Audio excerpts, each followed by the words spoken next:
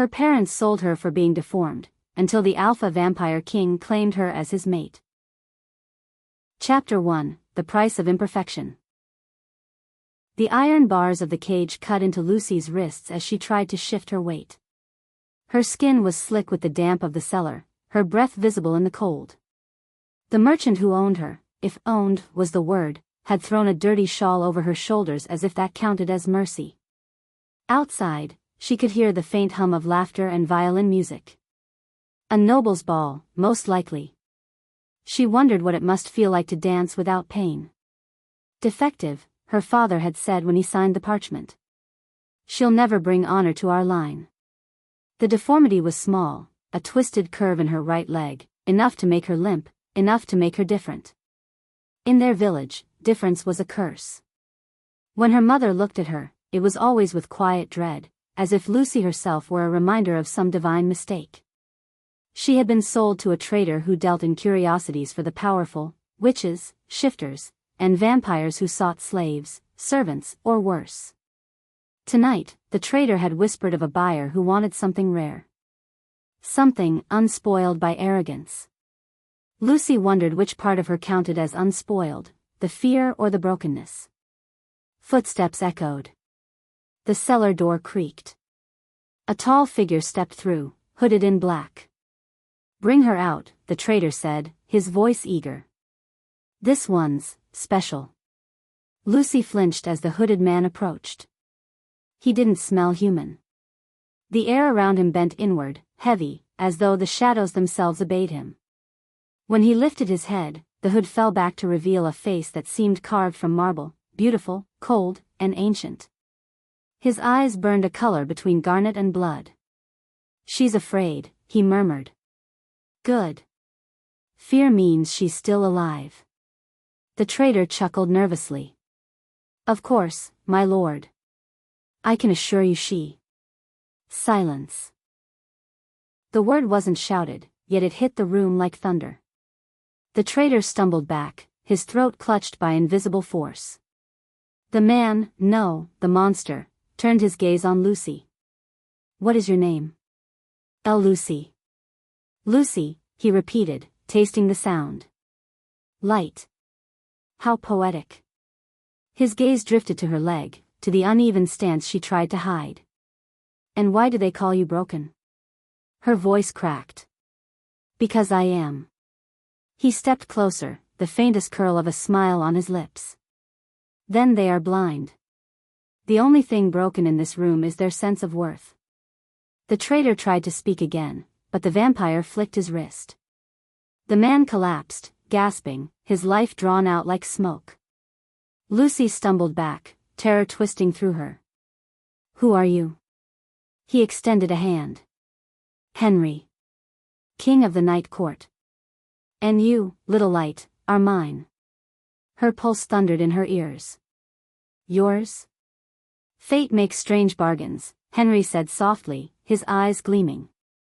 "But I do not question destiny when it hands me something this rare." He lifted her chin, his cold fingers brushing the scar that ran along her jaw. "You were not sold, Lucy. You were delivered." Chapter 2: The Night Court's Claim. Henry's hand hovered, patient as frost on a windowsill.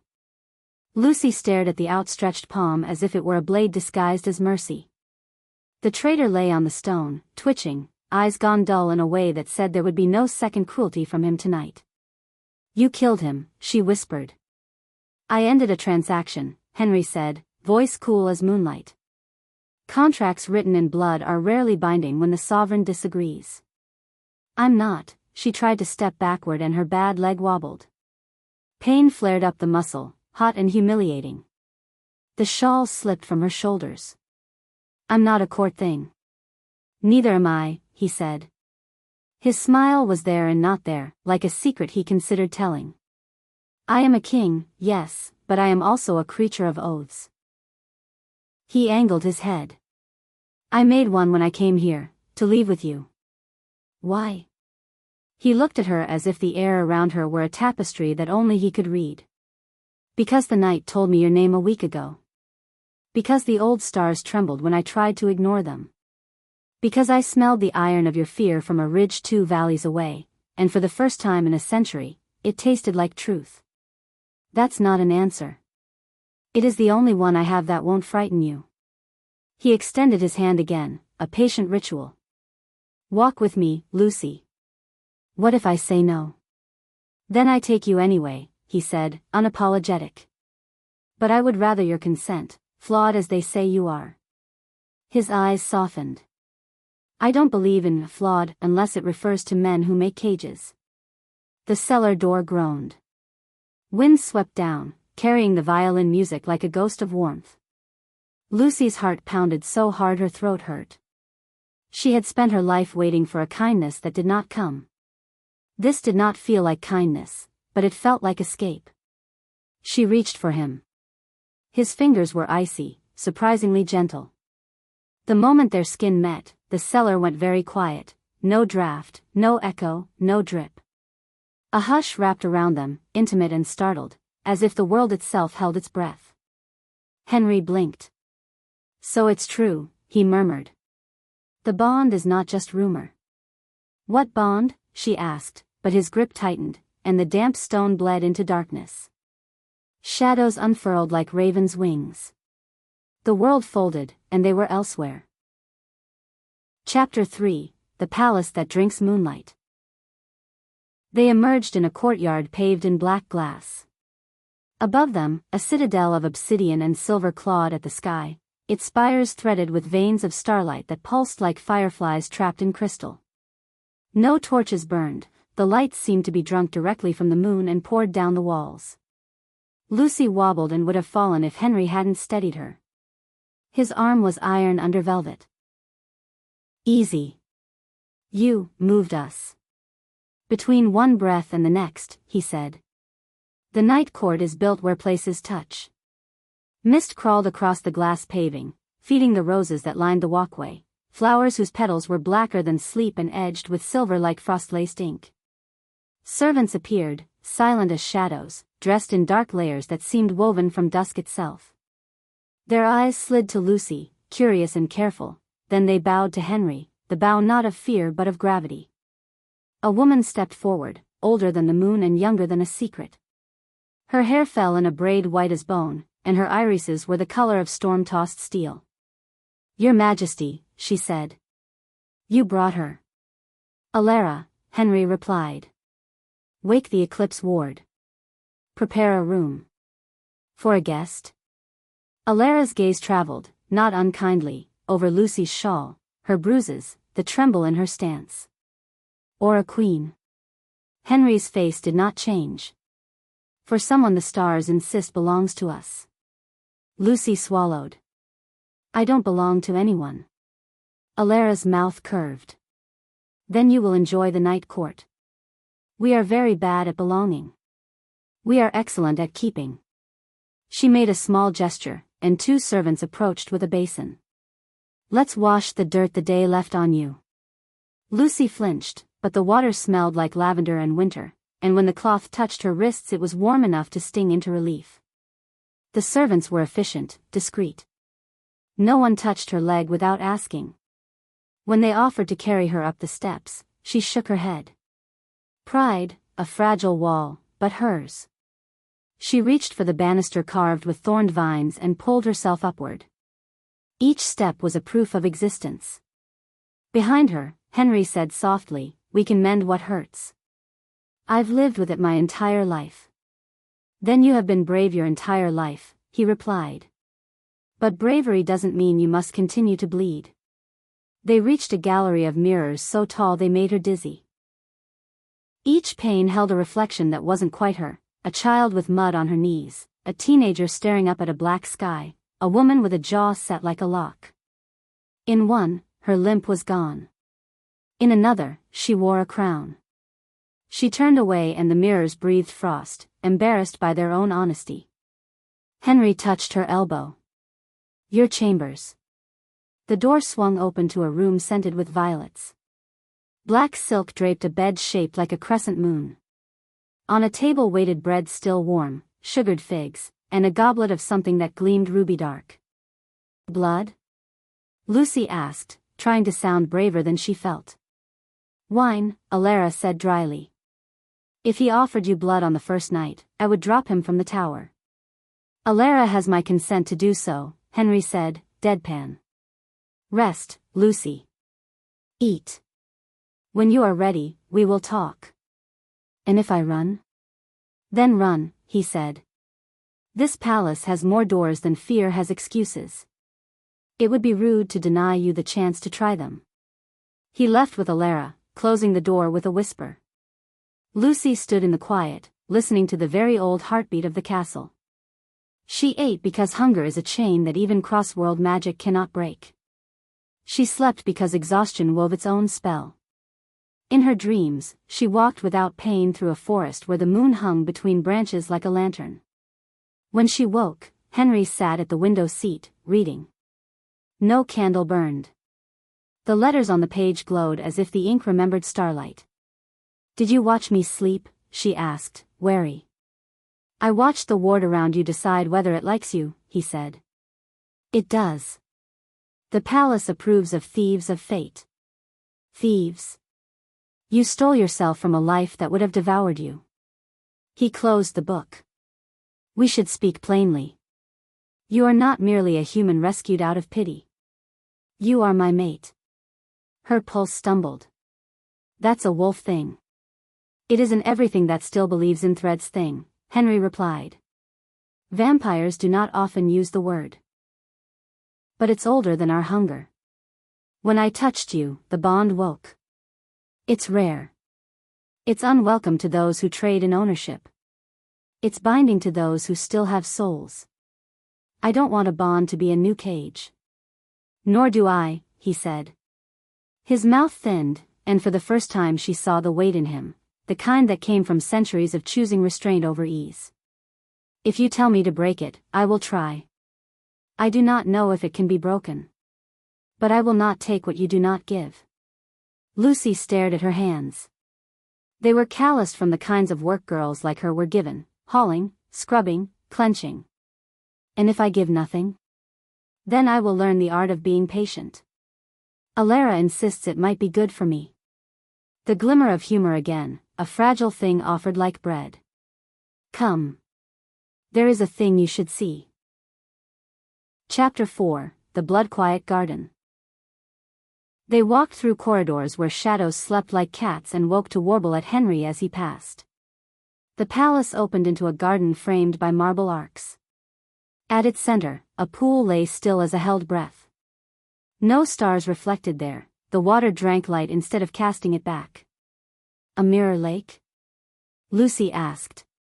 A lake that remembers before mirrors, Henry said. Step toward it. She obeyed, limping over the pale stones. The closer she came, the heavier the quiet became, as if the pond were drawing out every noisy thing in her, fear, shame, the memory of being called defective until the words shaped her bones. The silence did not judge, it peeled away. Why bring me here? Because this is where bargains are made that do not feel like bargains. He stood beside her, gaze on the black water. I am not the only sovereign in these lands. There is the moon court of the wolves to the north, and the Ashen Dominion that burns across the eastern plain. They watch. They want. They will come. For me? For whatever I just did, he said simply. Which is to take a human girl marked by a scar of fate and say, mine. The Ashen Dominion will call it weakness. The moon court will call it theft. Is it theft? I don't know. He studied her profile. The night told me your name. It also told me this, your bloodline is not simple. I'm not special. That lie is old, Henry said, gentle and sharp. You fed it well. Stop. He touched the air above the lake and it trembled. Look. The water swirled. Images rose like smoke, a woman with Lucy's eyes but hair like spilled ink, standing on the steps of a burning temple, a man with a smile too tired for his youth, placing a baby in a basket lined with thorn branches, a crest, half moon, half crown, split by a single silver scar. The water stilled. What was that? Lucy whispered. Proof that you were never an accident, Henry said.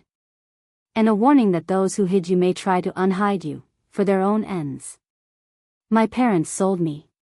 Parents, he said softly, are sometimes the first humans we meet, not always the first people who love us. He turned from the lake. Alara believes your leg can be mended. If you want it. Not because we do not value you as you are, but because you should know what it feels like to run when no one is chasing you. Lucy stared at the garden, at the pale-veined roses and the sky that looked too close. If it fails? Then we have lost nothing we cannot rebuild. And the bond? It will not vanish because your stride changes, he said wryly. I'm not attached to your limp. I am attached to your spine. She surprised herself with a laugh, crooked and sudden. All right, she said. Show me what it means to mend. Chapter 5, The Eclipse Ward. The ward was a cathedral inside the castle's heart. Runes crawled up archways in a language that belonged to rocks sleeping under mountains. Alara stood within a circle of silver dust, her palms stained with black petals. Pain is a story the body tells, Alara said. Sometimes it is the only way the body knows to speak. We will teach yours another language. Consent? Yes, Lucy said, voice steady. Do it. Alara's eyes softened. Good. She glanced at Henry. You may stay. Do not interfere. I am a statue, he said solemnly. You are a thunderstorm in nice boots, she muttered, then turned to Lucy. Sit. The circle hummed when Lucy crossed it. Warmth spread across her knee, seeping into old knots in tendon and bone. Alara's hands hovered above the twisted place as she whispered, not words but something like words, sounds that were more shape than sound. The warmth rose until it tingled, then stung, then ached deep and true. Lucy clenched her jaw. Henry took a step forward. Alara didn't look up. Statue, she reminded him. He stopped. His face was a study in stillness and tension, the kind a man makes when he refuses a 1,000-year-old instinct. Time grew long and fell away. Lucy's breath became the only thing she owned. With each inhale, the pain told her a chapter of its history. This was the fall at 6 in the dirt lane. This was the winter the bones set wrong. This was the day a doctor declared her a failure because he could not admit his own. She wept without sound. Alara's hands shook. The circle flared silver white, then faded. It was done. Alara sagged, catching herself with a palm on the floor. Stand, she said, hoarse. Lucy stood. The ache remained, but it was a clean ache, the kind left after a splinter has been coaxed out. She took a step. Another. The weight in her right leg distributed itself like a kingdom returning to fair taxes. She laughed, and the sound startled the ward into echo. Henry exhaled. Only then did Lucy realize he hadn't breathed for the last minute. He crossed to her and, careful, so careful, offered his hands. She took them and walked a circle inside the circle, neither of them speaking because language felt suddenly too small. When she stopped, he bowed his head over her fingers. Run when you want. Walk when you want. Crawl if you like. But never again because someone told you that is all you deserve. Alara pushed herself upright. It will strengthen with time. Do not test fate by leaping off balustrades. Lucy wiped her face. No leaping. Understood. Alara's gaze flicked to Henry. You will need allies. The moon court will knock first. How do you know? Lucy asked. Wolves are sentimental about bonds, Alara said. They will arrive to approve or to object. Both look the same at first. Chapter 6, Teeth at the Gate. The knock was not a knock. It was a howl that braided itself with the storm. The castle responded, shutters slamming, banners shivering awake. Henry's court assembled in the glass courtyard, vampires, shades, dusk sprites, and two figures Lucy could not name, one with a crown of moth wings, one who carried a lantern that contained a tiny thundercloud. 3 wolves padded through the gate, massive, moon-marked, their coats ash-gray with darker rifts. Behind them walked a man whose smile was a scar. His hair was silver at the temples, though his face carried the dangerous ease of someone in their eternal middle age. "Alpha Reagan," Henry said, descending the steps, voice level. "Welcome to the Night Court." "You don't usually open your doors to singing dogs," Reagan replied, gaze swinging to Lucy like a blade masquerading as a glance. "But rumor said you stole one of ours." "I stole nothing," Henry said. "I claimed what claimed me." Reagan's nostrils flared. Human. But not only human. He strolled toward Lucy, the wolves fanning safe-distance semicircles around him. "Hello, little light. Mind if I smell you?" "Very much," Lucy said, surprised at the iron in her tone. Reagan's lips parted, amused. "Bold. The king likes that. So do I, when it doesn't interfere with politics." He tilted his head at Henry. "You brought the mate bond into play. That binds your choices." "It refines them," Henry corrected. Reagan stepped closer. Even that small encroachment drew a low sound from Henry's chest, not quite a growl, not an exhale. The court went extremely still. Reagan stopped, eyes glittering. "I see." He raised his voice. "Moon Court recognizes the bond. We do not approve. We do not object. We watch. If she bleeds because of you, King, the forest will not shelter you." "Likewise," Henry said. "If your wolves bring their teeth near her throat, I will salt your dead with starlight and make it so your grandchildren cannot sleep." A murmur ran through both courts. One of the wolves huffed, ears flattening.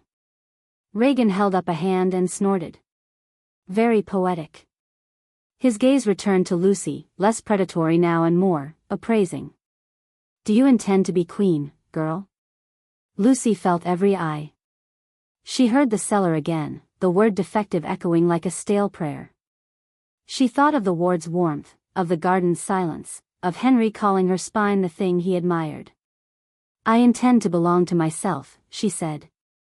"Whatever grows from that is a forest I'll walk on my own feet." Reagan's smile sharpened.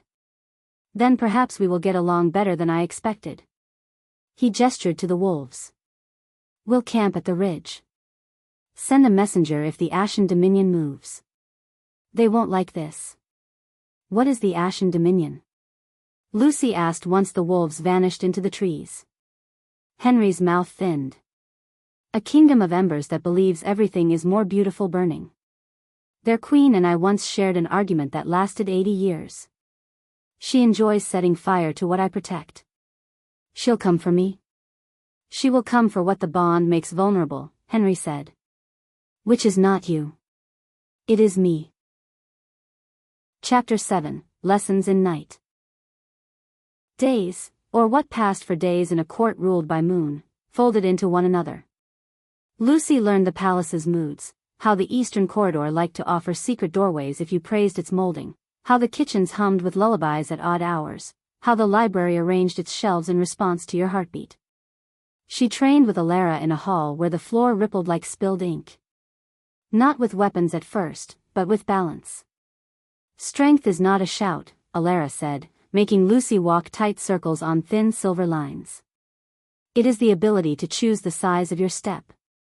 At dusk, Henry joined her. He did not spar.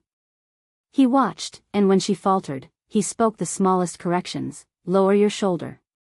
Don't brace in anticipation of pain that isn't coming anymore." "You're very irritating," she told him one evening, breathless, laughing. "I have been accused," he said solemnly, then ruined the solemnity by catching her when she overcompensated and would have sprawled. Her back hit his chest, the world flushed with a heat not entirely born of exertion. She stepped away, pulse misbehaving. Henry's eyes changed color, deepening, then he blinked and the color cooled. "When did you last feed?" she asked, abruptly, because the question felt like a handhold. "Before I fetched you," he said. "Why?" "Your eyes." "Ah." He considered her. I will not take from you without asking. And I will not ask until you know what the answer means. Teach me, she said before she quite understood she wanted that. He exhaled. We will do this right. They did. They prepared as if for a ceremony, salt on the windowsill, a bowl of water, a cloth the color of midnight. Alara rolled her eyes but said a word anyway. When Henry bent, it was not like a predator. It was like a penitent. His mouth hovered over the pulse in her wrist. Say stop, he said, and I will stop. Drink, she said, and the word laced between them like a ribbon. His teeth were needles, then warmth, then a slow pull that felt less like being emptied and more like being translated into another language. The bond flared, a soundless bell, a bloom of dark roses in bone. Lucy gasped. Henry shuddered and tore himself away so violently his chair scraped the floor. He pressed his hands to his temples, breathing hard. I took too much, she asked, dizzy but steady. You gave too much, he rasped, half a laugh, half a plea to whatever gods watched. I forgot, how generous you are by habit. He wiped his mouth, eyes wild and humble. Never again without Alara scowling at me. Deal, Lucy whispered, light-headed and alive in a way that made the corridor's shadows glow. For 3 nights after, Henry avoided her. When she cornered him in the library, he surrendered with commendable grace. You do not frighten me, she said, pinning him with her sharpened stare. I terrify myself, he said. Because I want. Wanting isn't a crime, she said. For kings, it is a liability. For humans, it's a proof. She held his gaze until the fear in his eyes cooled into something steadier. I won't be a lesson you refuse to learn. He bowed, that dangerous humor back like a moon behind swift clouds. Very well, teacher. Chapter 8, The Ashen Messenger. The messenger arrived as embers on the wind, coalescing into a woman in a gown the color of the inside of a furnace. Her hair flamed scarlet, her irises were rings of coal around pupils like pinpricks. She wore a crown shaped like smoke curling into a thorn. Henry, she purred. Still hiding from the sun, I see. Queen Seraphine. Henry's tone hadn't a single softness. Still worshipping it until your knees bleed. Seraphine's gaze skimmed Lucy with professional cruelty. So this is your little deviation. Human. Pretty enough if you like cracks. Careful, Henry said, voice a violin string pulled too tight. Or what, you'll recite poetry at me? Seraphine smiled, all teeth. I've heard of your bond. I've come to dissolve it. No, Lucy said. Seraphine's smile grew. Girl, my priests can unweave anything. Threads, oaths, memory. You're a trinket he found buried in a ditch. I will make you forget him so he stops being so very boring. You chatter to cover hunger, Lucy said, because some imp of honesty had crawled into her mouth. It's loud. Seraphine's eyes brightened. She has teeth, Henry. How rare. She flicked her fingers. Fire blossomed over the glass courtyard and raced toward Lucy like a ribbon set alight. Henry didn't move. He shattered the flame midair with a gesture, sparks collapsing into frost. Not here, he said very softly. Not ever, if your boredom pushes you to mock what is sacred. Seraphine ran a finger along the banister, the marble hissed. You are sentimental. It will end you. I'll give you a choice. Turn the bond to ash yourself, or I bring a war that eats your gardens first, your library second, and your heart last. The library first? Henry asked, expression grave. What kind of monster are you? The efficient kind. Seraphine's fire dimmed to a dangerous murmur. Think on it. I'll return at the new moon. She dissolved back into cinders, the ashes settling in the shape of a laughing mouth before the wind took them. Silence. Then the castle exhaled a long, exhausted sound.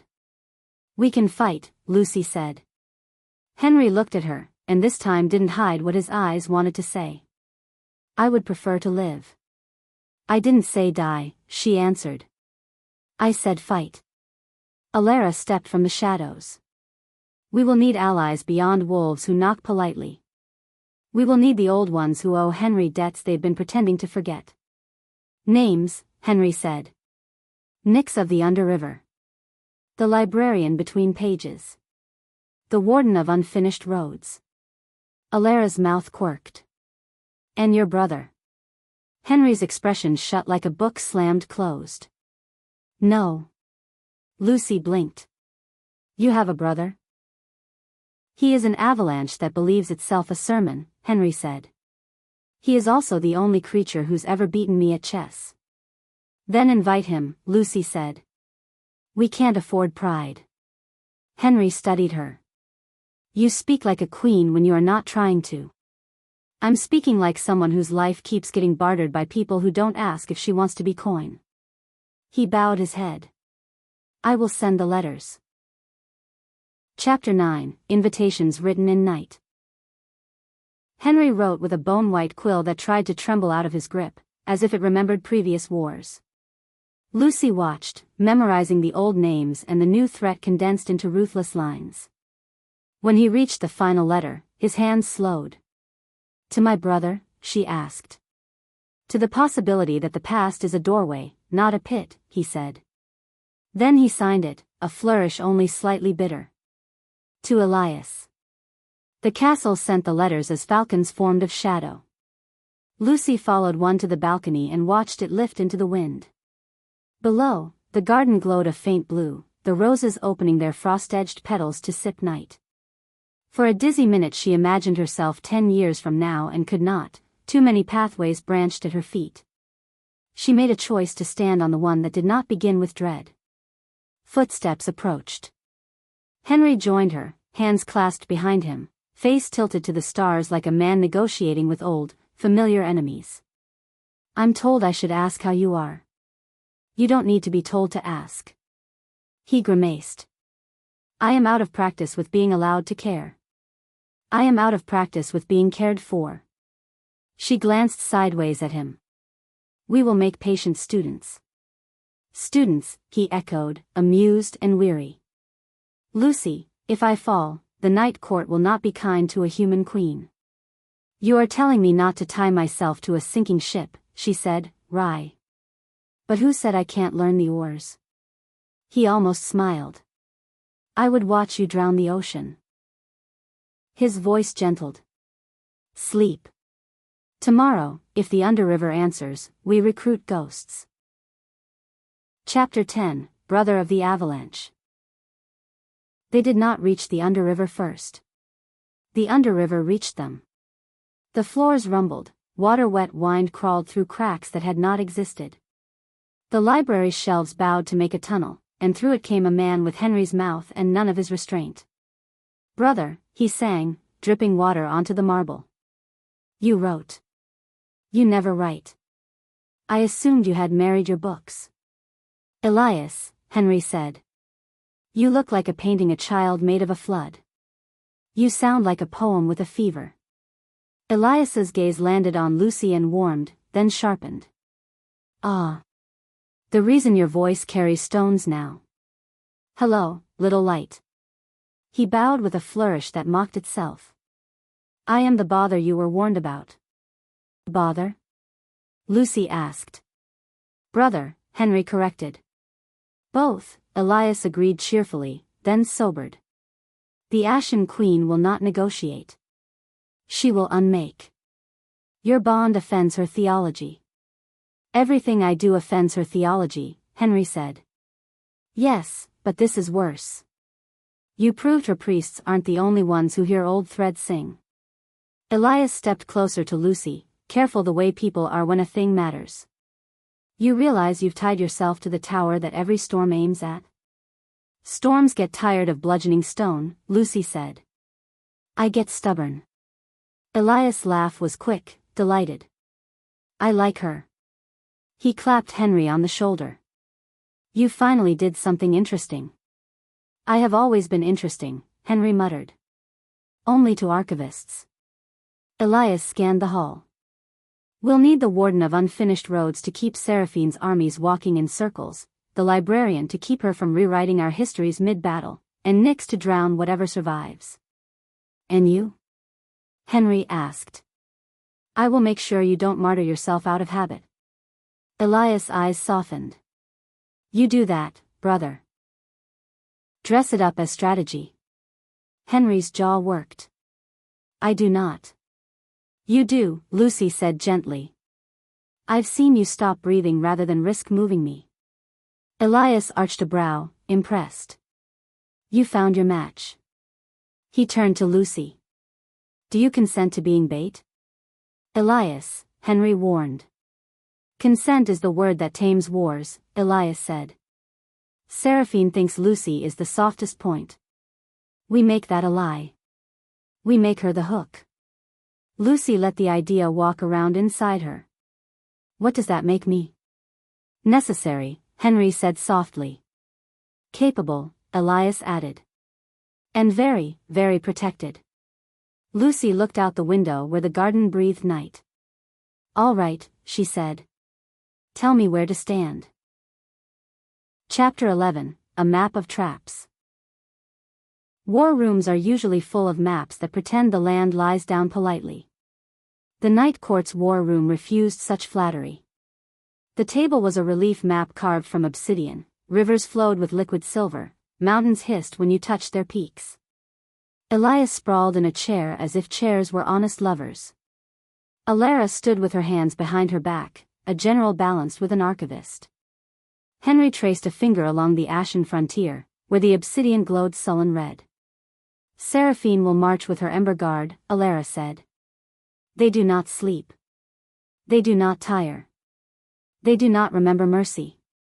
So we do not engage them where they are themselves, Henry said. We decant their fire. Water, Elias said. Under river, you promised us a debt. The ceiling dripped, then shaped itself into a face, river stone smooth, eyes like eddies. Name the current, it murmured. New moon, Henry said. When Seraphine returns. Bring the girl to the garden, the river said. I will take what tries to touch her feet. Lucy hid her shiver. I'll stand. You will stand, Henry said. He raised his eyes to Elias. And you will stand in front of her. Gladly, Elias said. It has been a while since I've been set on fire. That is not, Henry began. Relax, Elias said. You always wanted a dramatic family portrait. Alara cleared her throat. The librarian? Henry nodded.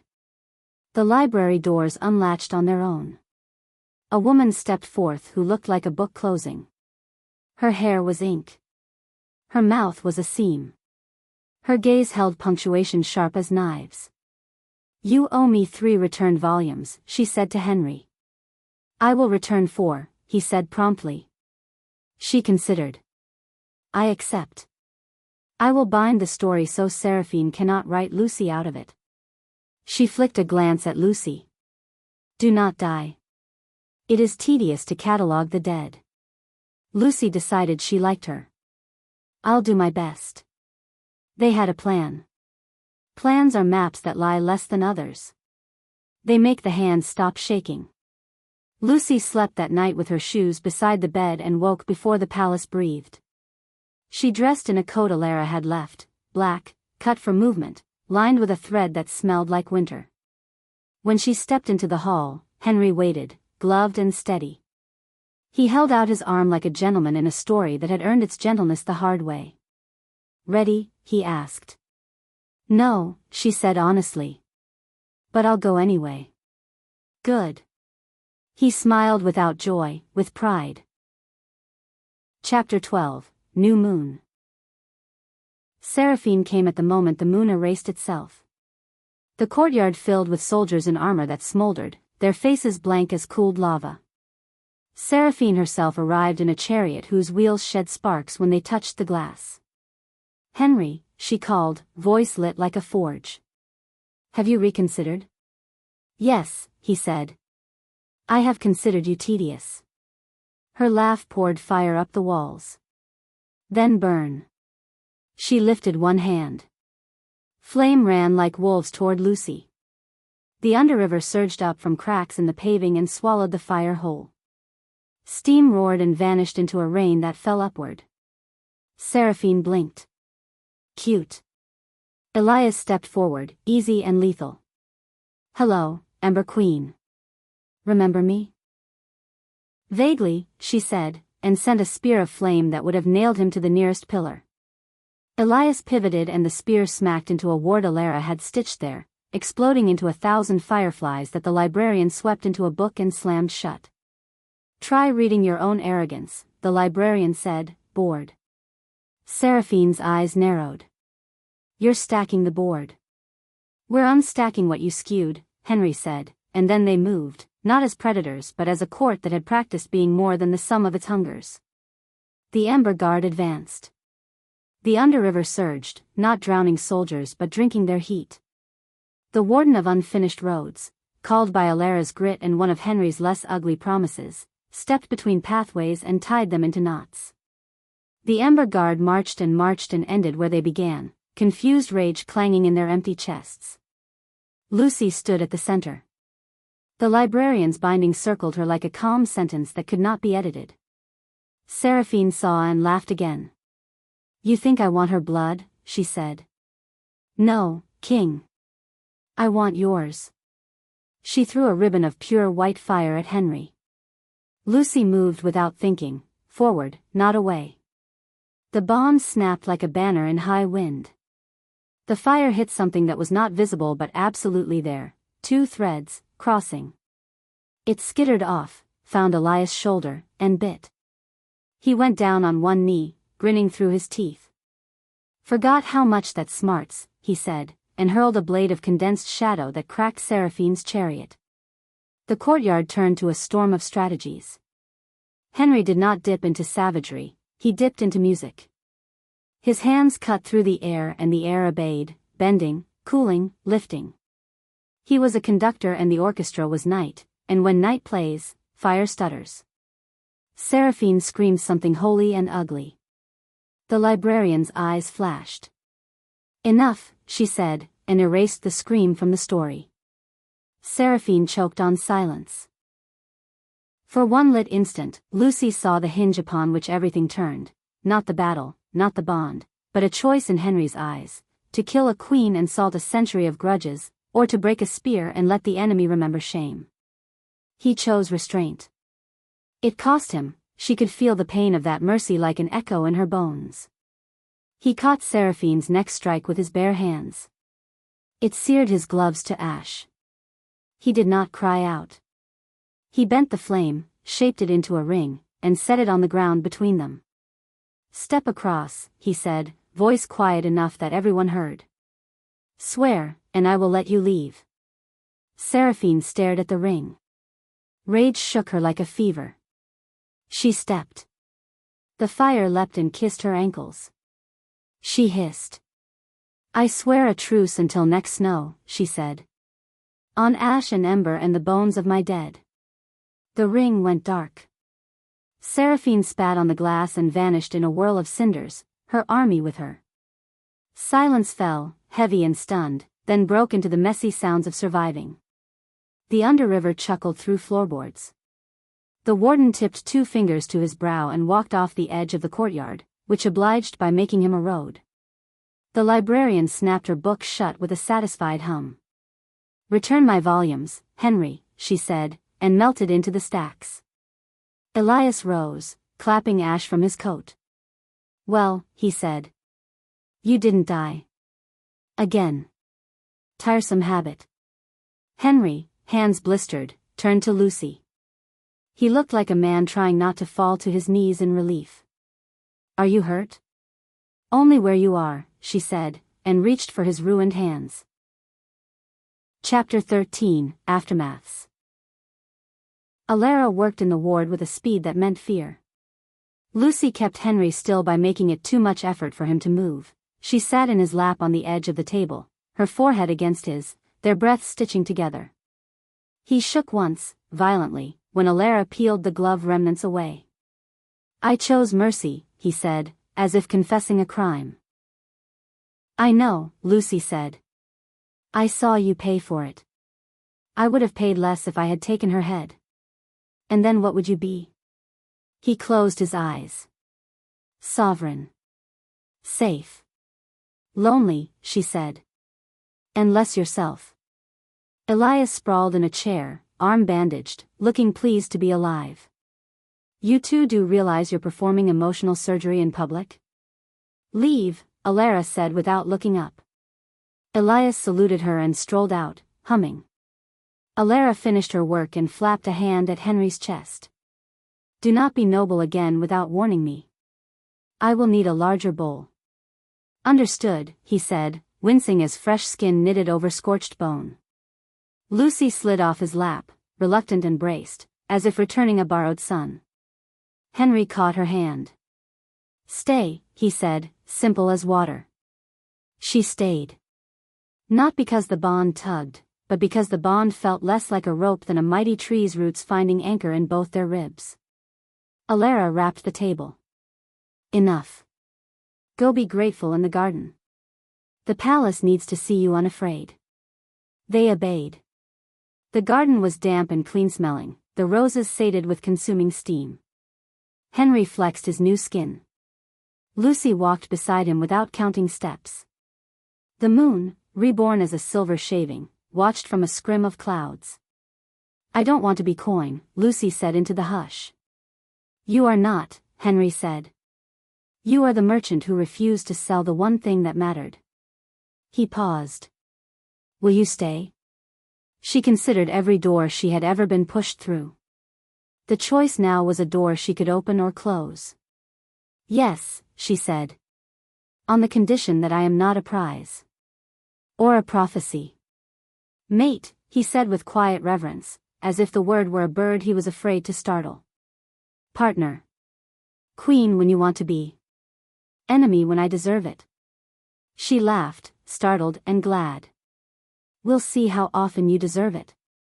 He lifted her knuckles to his mouth and kissed the scar along her jaw instead, a reverence that did not feel like worship but like witness. We will build a court where a girl like you would never be sold. A world, she said. Not just a court. A world, he agreed, and it sounded less absurd when he said it. In the branches over their heads, something old and pleased rustled. Perhaps the stars, overhearing themselves in the mouths of two stubborn creatures, approved. Chapter 14, A Queen Learns the Roofs. Lucy learned the castle's rooflines like a second map, one cut for lovers of wind and people who needed to decide things under open sky. She read petitions with Henry, requests for judgment and mercy and sometimes both at once. She said no and yes with equal care, understanding that leaders fail most spectacularly when they confuse kindness with weakness or cruelty with order. When the moon court returned, it was not with howls but with gifts, a cloak sewn from moonbeams, useless, beautiful, she kept it anyway, a knife that remembered every fight it ever entered, and a promise of aid if the Ashen Dominion broke truce. Reagan watched her from a respectful distance and inclined his head in the way wolves do when they decide you might be worth following into a new kind of forest. Lucy visited the blood-quiet garden alone.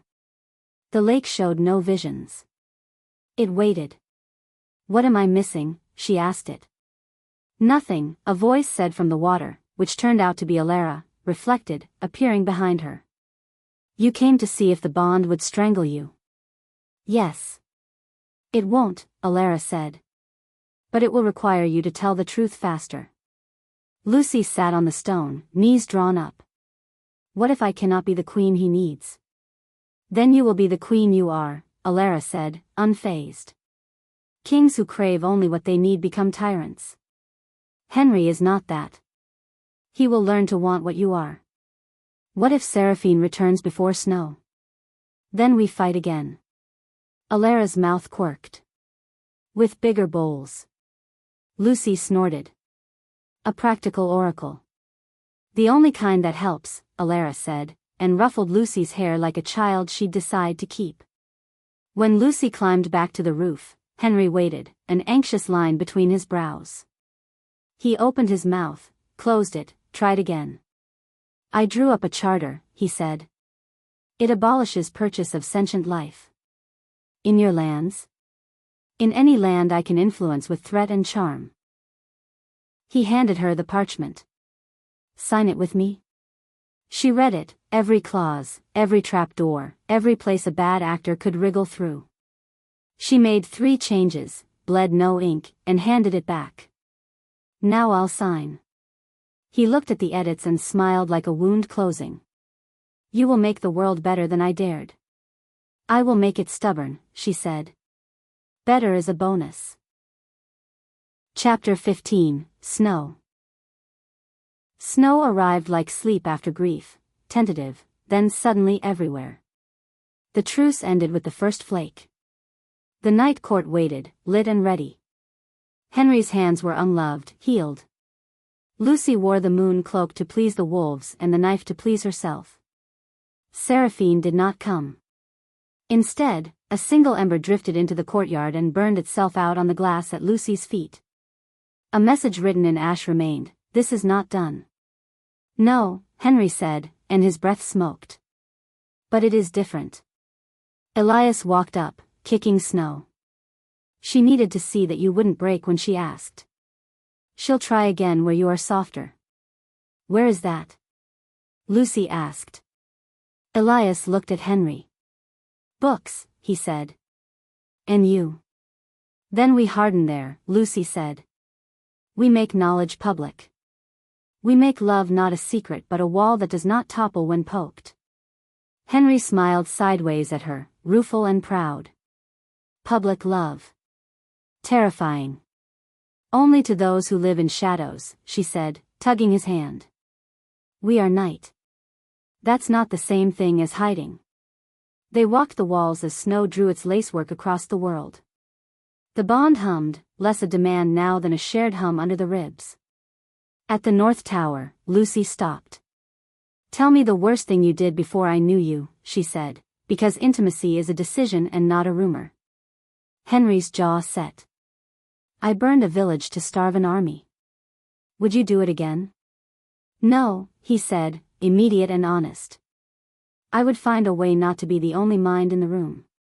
"Then I will be in the room," she said. "And you will not be alone." He reached for her face, then hesitated. She put her hand over his and moved it where it belonged, on her cheek, not as a claim but as proof.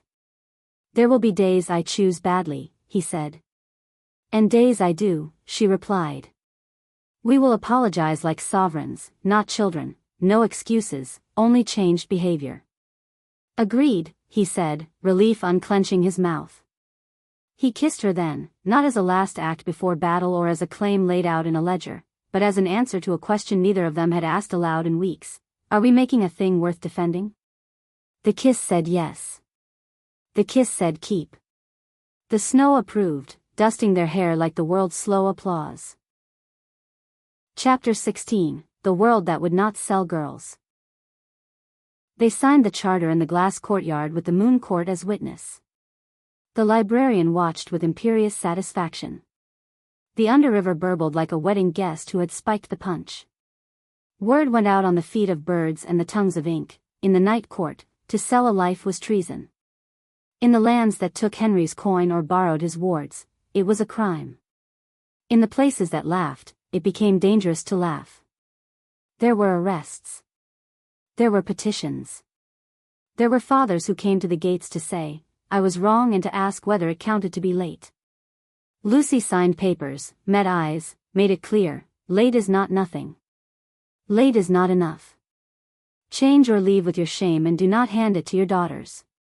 When the traitor's kin appeared, greasy smiles, legal parchment sharper than knives, Henry did not kill them. He brought them into the hall and made them sit through a full reading of the charter while the librarian scowled. By the time they attempted a loophole, the loophole had been filled with wet cement. They left poorer. Lucy did not feel gentler. She felt clean. She returned to the blood-quiet garden on the night after, alone and not lonely. The lake breathed. "Do I owe anything?" she asked it, thinking of debts and bonds and the way mercy costs and keeps costing. The water showed her a child, but smaller and older at once, running with both legs strong through a field of moths. The child turned, grinning, and the grin was not about legs. It was about not being afraid of being seen. The lake stilled. Right, Lucy said to herself, to the night, to any girl listening from a cage. Right. Chapter 17, An Ending That Is a Door. Seraphine did return, long after snow melted, when the world smelled new. She came with no army, crown askew, eyes harrowed. She stood in the courtyard and said, very simply, I am tired of worshipping something that hates me. Henry regarded her as one regards a cliff that has decided to move. Then stop. I don't know how, she said. Lucy stepped forward. Start by not hating what you cannot own. Seraphine looked at her. There was a hole in her fury large enough now to fit a thought. Your bond, she said, not spitting the word. It did not chain you. No, Lucy said. It braided us. I can breathe alone. I choose not to. Seraphine closed her eyes. When she opened them, the coal rings were wet. Teach me a truce that does not feel like hunger gnawing on its own tail. Stay, Henry said, astonishing himself as much as anyone. Read in my library. Learn how to hold without burning. Return my volumes, the librarian called from somewhere unseen. I will return 5, Henry muttered. Seraphine's mouth twitched. Perhaps I will not hate you in 100 years. Perhaps you will grow bored first, Henry said. They made a diplomacy out of the raw materials of not killing each other. It was messy, strange, brittle, like a fledgling choosing to leap. It held. Lucy and Henry learned their edges and how to sand them. They fought twice about something small that was something large wearing a disguise. Once about a decision Henry made without her because it was faster, once about Lucy walking into danger with a grin because she refused the old story of being protected to death. They apologized like sovereigns. They changed. When the next winter came, the bond felt not like a bell clamoring but a hearth that waited. Lucy stood on the roof, the world white and endless around her, and Henry wrapped his arms around her waist from behind, his chin on her shoulder, their breaths making clouds they could walk into if they tried. I have a question, she said. Yes. Do we get to be happy? We get to be real, he said. Happiness is sometimes a side effect. She leaned into him, the roof solid under her feet, the sky not as far as it used to be. Then let's be so real it makes the world blush. He laughed, startled and young. Deal. Below them, the night court pulsed with its fierce, peculiar life, books arguing with swords, wolves sharing soup with ghosts, a queen in a furnace-colored dress reading in a corner and pretending not to listen when Lucy walked by. The charter hung in the hall, not as a boast but as a reminder. We stopped selling daughters. We started counting them. Lucy's leg ached sometimes, the honest ache of use. On those days, Henry offered his arm and she took it not because she needed it but because intimacy is built from the very small choices to accept what is offered. They were not perfect. They were not safe. They were not done. But when the palace breathed and the roses opened and the underriver hummed an old lullaby, the night itself seemed to say, you were never broken. You were a story nobody had the courage to read aloud. Now they did. Together. The end. Like the story? Subscribe for more full audiobooks and dark romance premieres.